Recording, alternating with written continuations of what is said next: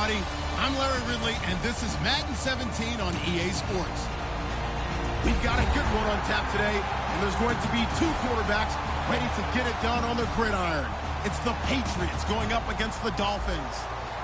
With that, let's go down to Miami. Standing by, Brandon Guyton and Charles Davis. Larry, thank you. The renovations, they have certainly transformed this place as EA Sports welcomes you to beautiful Miami, Florida. Today, we've got an AFC East matchup between the New England Patriots and the Miami Dolphins.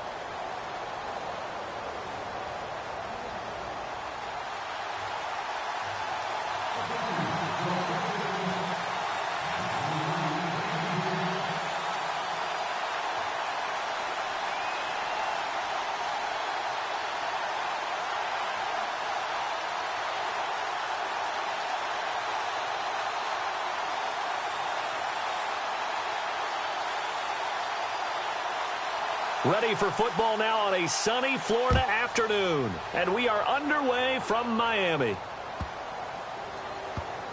This fielded at the 2. And a big mistake on the return. He's out of bounds at his own 1-yard line. That return, it will not be on the postseason highlight reel. If you're the offensive coordinator, you've just changed your play calling because you thought you might have some field to work with. Instead, now, you've got to call plays that won't make mistakes.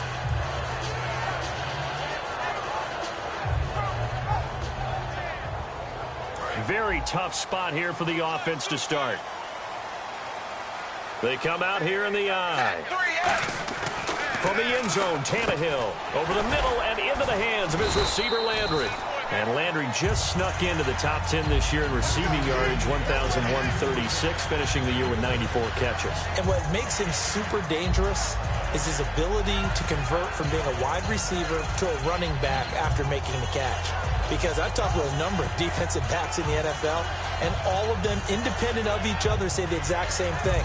Tackling him in the open field is difficult, and he leaves an impact when you do actually bring him down.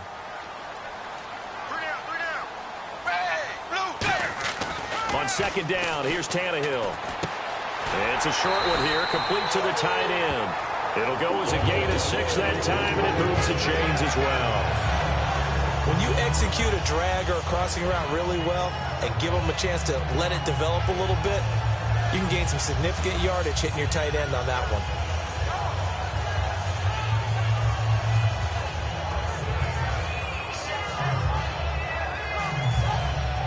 Fresh set of downs here.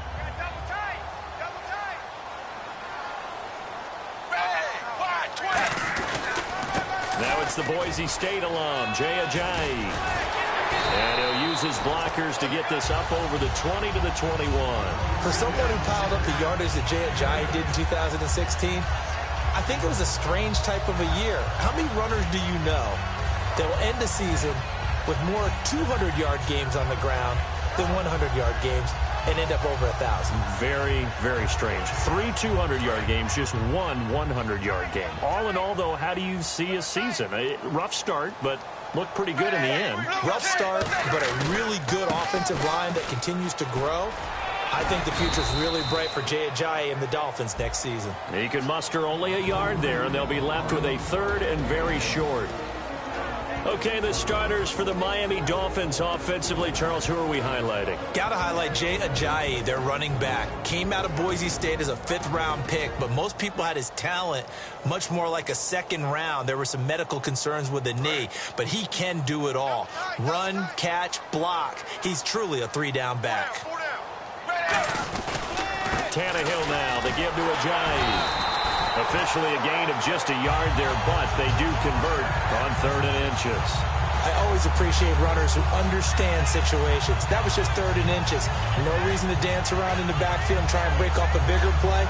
Just go pick up the 1st down, and that's exactly what he did.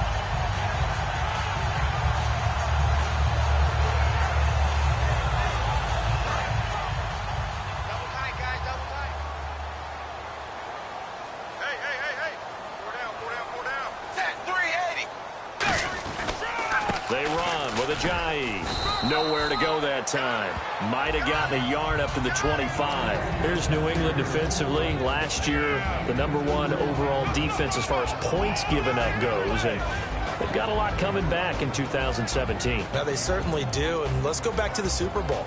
Trey Flowers, who was their leading sack guy in 2006, he had 7 in the regular season. He was a monster in the Super Bowl against Atlanta. He's back there for them. How about Dante Hightower at linebacker?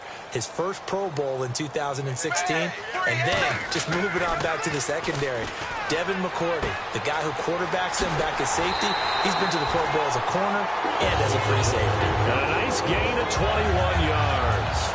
And he's already got 2 catches on the opening drive. They know he's going to be a handful. And sometimes you game plan for that offensively. You want to make sure that guy touches the ball, and sometimes it just happens naturally. And then you change your game plan. When he has the hot hand, you keep going back to him because he's running routes with confidence as the game goes on.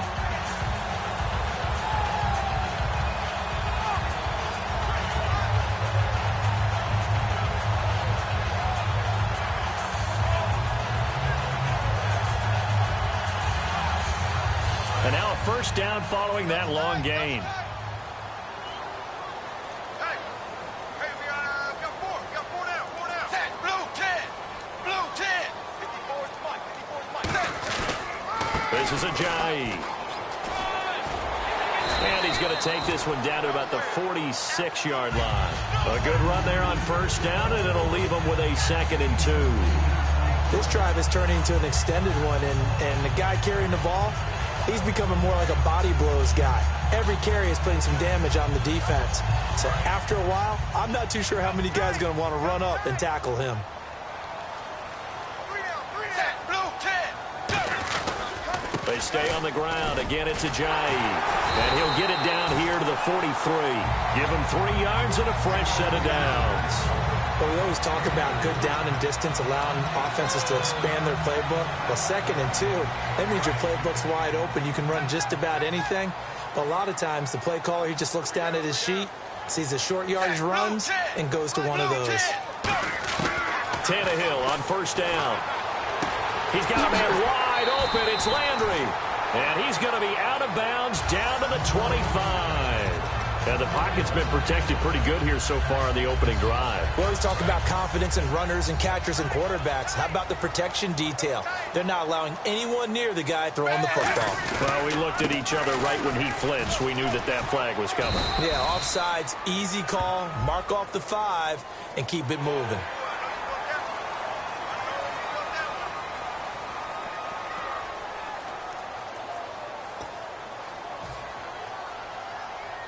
And this seemingly endless drive continues. Hey, got 3 down. Now it's Ajayi. And he will take it in for a Dolphins touchdown. Jay Ajayi taking it in from the 20. And the Dolphins take it right down and score on the opening drive. And they do exactly what they wanted to. Opening drive, they get into the end zone. They do it on the ground. And not only is the person lugging the ball happy, of course, because he got it into the end zone. How about the offensive linemen and receivers who are blocking for him? They have to feel great about themselves, sticking it in the end zone on a running play.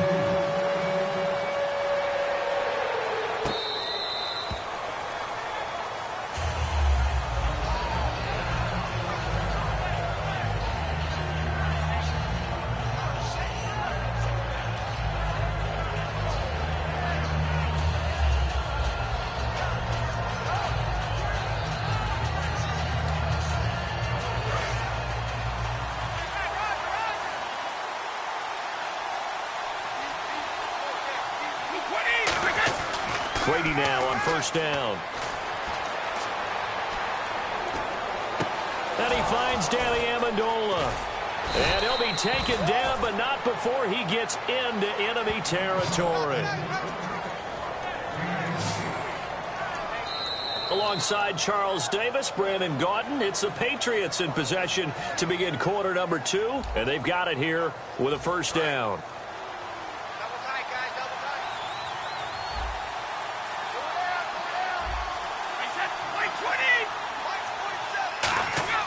Throwing on first down is Brady. And no escaping this time as he'll go down. They got him for a sack. Cameron Wake in there to bury him for a loss of 11. And we say it all the time, have to be able to get rid of the ball sooner than that. You have to help your offensive line out. They're going to protect you as best they can. And if you're getting 3 to 5 seconds to throw the ball, they're doing a really nice job. But when you hold it and give up a sack, you're really almost discrediting their work. Danny Amendola, that was the intended target. And that takes us from second to third down. Oh, man, that was close. The opportunity to change momentum, big play, right in his hands, unable to come down with it. A sigh of relief, no doubt, on offense that that fell harmlessly to the ground.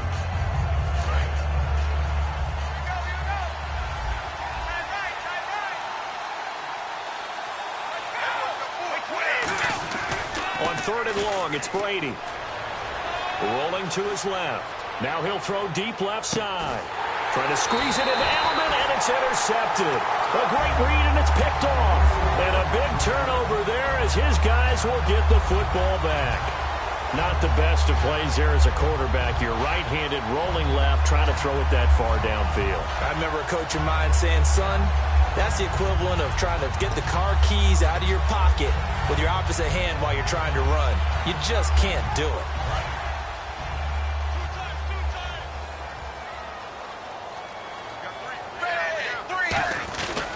They'll start out on the ground with a J. Give him a couple on the carry there, 2nd and 8.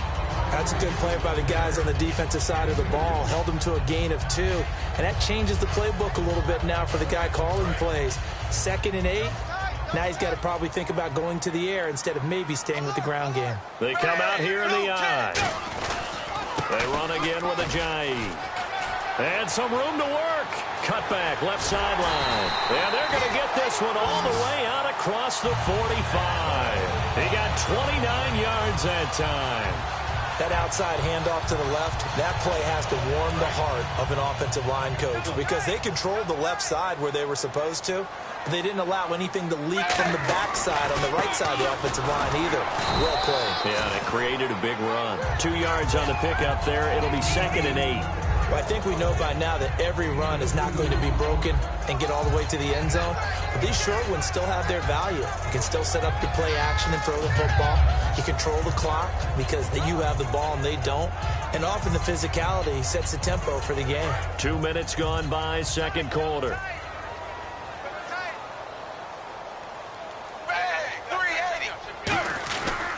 Here's a J. And some room to roam now.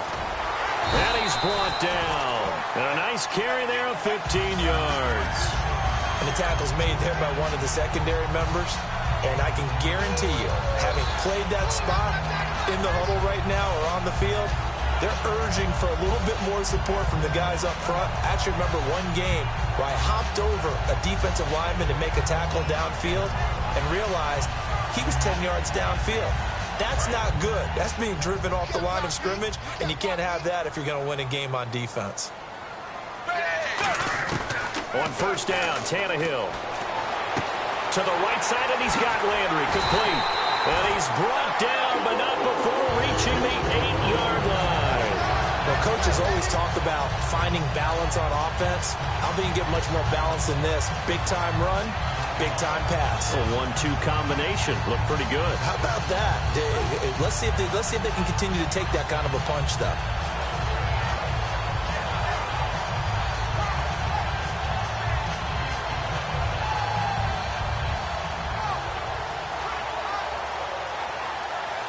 And now inside the red zone, the offense will operate. They come out here in the I. First and goal from the 8. They'll give it to him right up the gut. Only a yard that time, 2nd and goal. Defensively, pretty good start there with their backs against the wall. That's a win for the stop troops right there. And if I'm them, I get a little bolder now. They won the first battle. Keep coming after them. Put the pressure on them. And now we're circling here around the 2-minute warning. This is a setup play. Trying to get one last one in before the clock warning. And we've arrived at the 2-minute warning here in half number 1.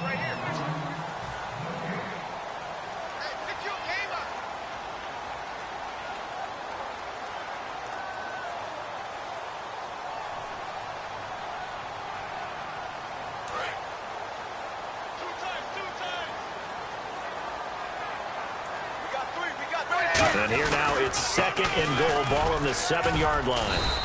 Call it a gain of 2 as they're knocking on the door now. 3rd and goal. And a nice job defensively to keep him out of the end zone. He was trying to get his 2nd touchdown already in the first half. They had that one earlier, was bidding for a 2nd. Now Tannehill on 3rd and goal. And that is caught. Touchdown, Miami. Jarvis Landry from 4 yards out. And the Dolphins are able to grow their lead. So on 3rd and medium, they dial up the pass, and it works to hit the end zone. And it's really not a surprise to me. That's a throwing down in the NFL because of how tough it is to run the football. But what offenses like to do is still show run formations to make them respect it and throw out of those. In this case, they took a nice shot at the end zone and made it pay off.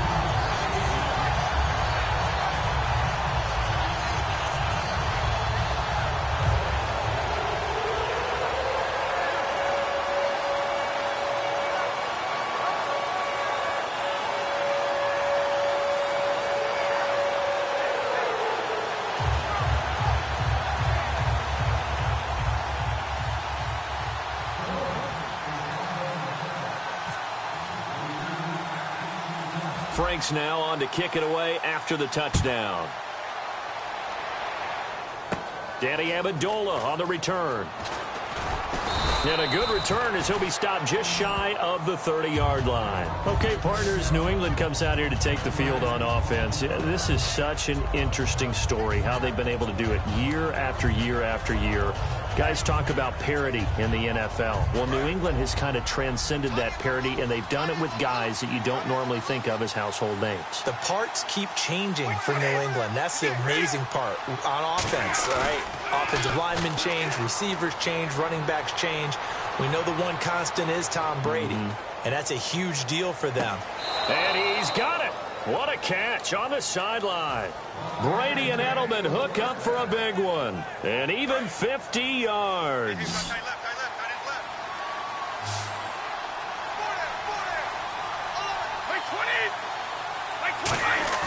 Now a play fake here on 1st down. Trying to squeeze it into Edelman, and it's intercepted. And a loose football. And a short return will be stopped inside the 10 at the 8-yard line. So now here come the Dolphins. And that last drive, it was all about the ground game, ground and pound.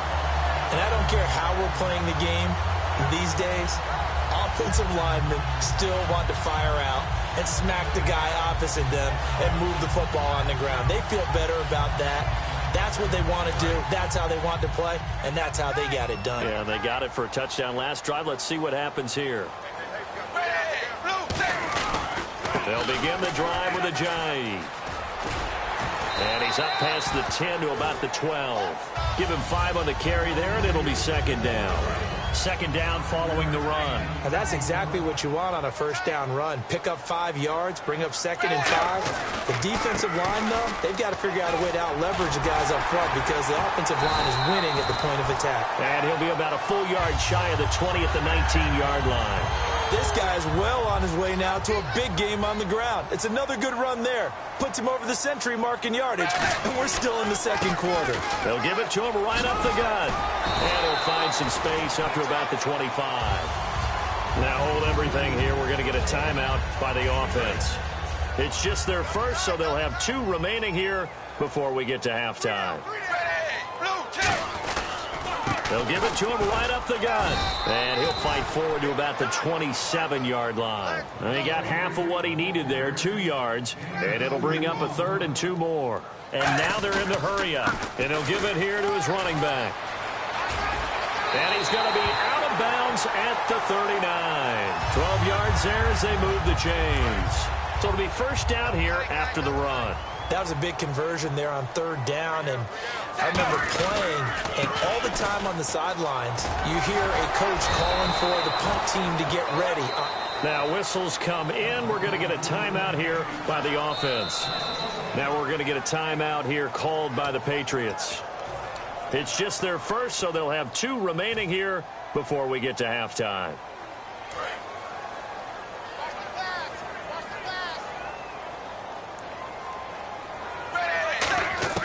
They'll try the air now with Tannehill. Looks for Parker, and it's intercepted. Picked off by Eric Rowe. And his guys have got it back at the closing stages of the first half. Here come the Patriots again on offense, the Super Bowl champions. And, boy, they have been able to do it a lot of times, Charles, with unsung heroes, haven't they? Look at the names that led them through the playoffs. Hogan, White, Lewis, guys you just wouldn't think of. Yeah, Deion Lewis, a 5th-round pick, 3 touchdowns against Houston in the divisional round. Chris Hogan, undrafted. He ends up having 180 yards in receptions, including 5 plays of 20 yards or more against the Pittsburgh Steelers. And how about James White, a 4th-round pick out of Wisconsin?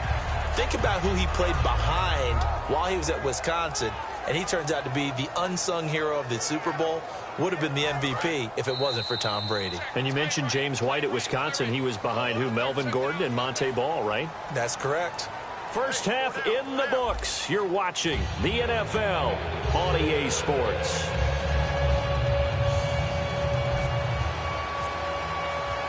So both teams have their marching orders, and we'll get going again here in quarter number 3.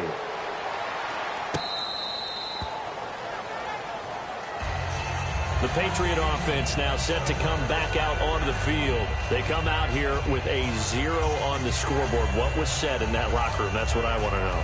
I would love to have been in there because we often have the feeling that there's a lot of shouting, screaming, people upset. But typically, halftime locker rooms are a lot more clinical than that. And in this case, are they upset that the plays weren't working because of... And Brady going to be intercepted a 3rd time. A great read, and it's picked off. And they'll set up shop in enemy territory at the 45-yard line. So here are the Dolphins now. They get ready for their first possession of the second half. And following the interception, we'll see what they can put together on this drive. I can hear my old college coach right now. He always used to tell us before it. Jay's going to go. And all the way in for a Miami touchdown. Jay, his 2nd touchdown of the afternoon. And thanks to the interception, the Dolphins offense cashes in with 6. Now Franks for the extra point. And it is now 21-0.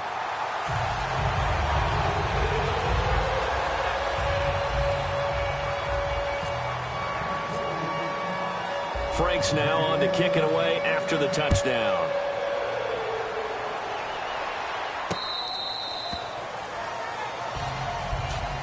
Now the Patriots offense, they work their way back out onto the field. They're down in this game. A chance for the offense, though, to put something on the board, get some momentum here in half 2. Try and get things kick-started for them. And you know at the half, they discussed how they were going to get that done. This is where scripting comes into play a lot of the time. How many plays do you script coming out of the second half? Most of the time in the first half, you're scripting 12 to 16. I think in the second half, you're really scripting more like 8 to 10. Kind of a starter or an opener, whatever terminology they use. Just something to get you off to a quick start. Out to his left. And got his man complete. And they got 29 yards there. And that's good for a New England first down.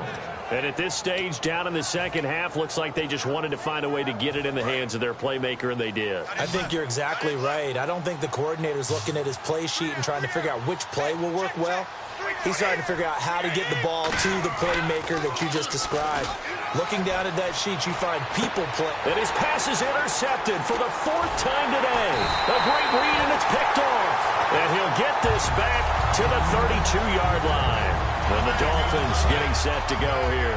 And they'll just simply be looking to build off the confidence of the last time out where they scored a touchdown. And confidence is powerful, isn't it? When you've scored once, you feel like you can go back out there and get it done again. Doesn't matter what the defense throws at them. They feel like they're in a groove right now, and they want to get out there and show it. Yeah, hoping to stay in that groove here this go-around.